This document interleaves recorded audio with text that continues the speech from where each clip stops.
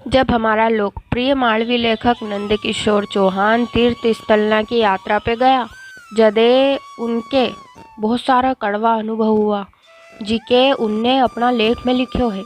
इकी प्रथम किस्त आज हम वर्ल्ड एक्सप्रेस में प्रस्तुत करी रहा है। उनका अनुभव इन्हीं प्रकार है। शास्त्र में लिखो है, बड़े भाग मानुष तन पावा। मानव जन्म को मतलब दान धर्म पुण्य भड़ई आत्म कल्याण असहाय ने जरूरतमंद की मदद मातृ पितृ ऋण चुकाणु और देव दर्शन करने से है। साथे साथे प्रकृति का अद्भुत मनभावन सुंदर नज़ारा और वहाँ की सभ्यता और संस्कृति से रूबरू होणु है। ऐसी यात्रा में कभी कभी ऐसा दांत खट्टा करने वाला, मन के विचलित करने वाला अनुभव देखने के मिले जो उम्र मन में तीखा तीर की तरह चुभता रहे। एक वक्त हम करीब 100 मनक 2 बड़ी बस में तीर्थ यात्री का रूप में पवित्र देव स्थान केदारेश्वर दर्शन करने गया। हम भारतीय तो धर्म कर्म आस्तिक सरल धर्मावलंबी ने सहज विश्वास करने में सबसे अगाड़ी जोरा। इका सारू तो सब माने कि दूसरा देश काम में अगाड़ी तो भारत नाम में अगाड़ी। संयोग असो बनियो के अधिकांश यात्री के एक दिन पहला गुरुवार को उपवास थो, दूसरा दिन हाथ लगे 11 माता को आगमन हुई गयो। इन्हीं तरह 2 दिन का उपवासी हुई ने थाक्या भाग्या पैदल भगवान केदारेश्वर का दरबार में पहुंचा। स्थानीय पंडा जी ने आओ भगत करीने सबके अपनी खुद की धर्मशाला में ठहरायो। बड़ी संख्या में यजमान देखीने उनकी बाँछें खिली और भी गदगद हुई गया। पंडित जी ने भी मोटी दक्षिणा का चक्कर में आनन फानन में सबके भोजन कराने की जिम्मेदारी भी खुद ले ली। यहाँ तक तो सब ठीक ठाक रहो। 2 दिन का भूखा ने उपवासी होने से सबका पेट में चूहा तो पहला से कसरत कर ही रहा था। नहीं धोई के सबने बड़ी श्रद्धा भक्ति से अपनो मुख्य काम केदारेश्वर का दर्शन करिया। इका बाद भोजन प्रसादी सारू पंगत में जुमने बैठा। पंडा जी की दाल देखे तो पवित्र नदी को डोलो पानी परोसने वालों नरी नरी देर में एक एक चपाती परोसे। इक पे भी पंडा जी घड़ी घड़ी बाहर आवे और भस्म करी देने वाली निगाह से सबके देखे। कलपते हुए बोले, भाया होण, तम तो बहुत रोटा खाओ, तुमने कभी रोटा देखा था कि नहीं?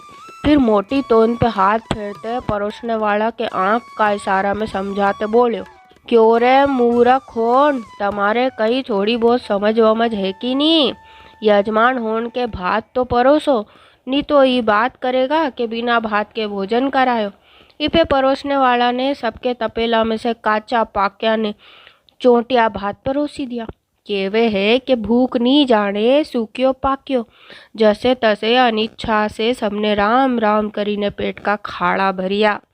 गरीबी में गिल्लो आटो वाली बात यह हुई कि इतरा पे भी 4-6 यात्री जिमना रह गया।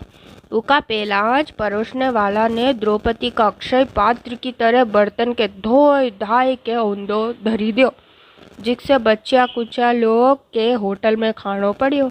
हम प्रसिद्ध तीर्थ स्थान नैमिषारण्य गया। वहाँ का रमणीक प्रसिद्ध और पवित्र देवस्थान का दर्शन करी के अपना आपके धन्य मानते पाछा धर्मशाला में ही गया। एक स्थानीय भलो जानकार मनक हमारा से बोलियो कि भाया होन, तुमने यहाँ की चमत्कारी मूर्ति का दर्शन करिया कि नहीं? सवेरे दफोरे ने सांझे वह मूर्ति अपनो रूप बदले है। जिज्ञासावश चकित हुई ने हम मूर्ति का दर्शन करने दोबारा गया। मूर्ति को स्वरूप जैसो बतायो वसो अद्भुत ने चमत्कारी दिख्यो। हम तो गया था देव दर्शन करने, ऐसी चमत्कारी मूर्ति की पूजा अर्चन करने की मन में इच्छा जागी। मंदिर का पंडा जी ने हमारा हाथ में तुलसी माला फूल बिलपत्र इत्यादि दिया।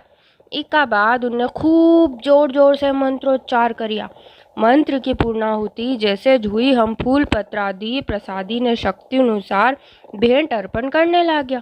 19 बखत पंडा जी हाथ आड़े करते बोलिया, रुको रुको भगत, तम इतनी दूर मध्य प्रदेश से उत्तर प्रदेश में दर्शन करने आया, पहला संकल्प करीने तो छोड़ो।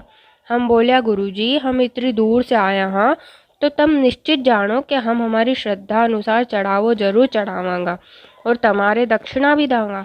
पंडित जी बोल्या, नी यजमान, पहला तुम्हारे चढ़ावा ने दक्षिणा का नाम पे 1000 500 रुपया की रसीद कटे के संकल्प तो छोड़ना पड़ेगा। जदे तुम्हारी सेवा लगेगी चढ़ेगी, नी तो नी। हम बोल्या, गुरुजी हम साधारण मनक परदेश में इतनी दक्षिणा तो नहीं दे सकांगा।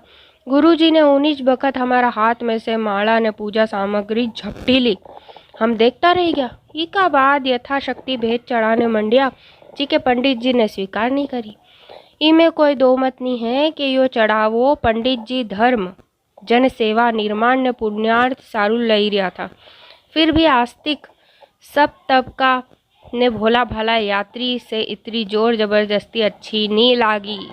इना लेख की दूसरी किस्त कल प्रसारित करी जावेगी। जय सिया राम।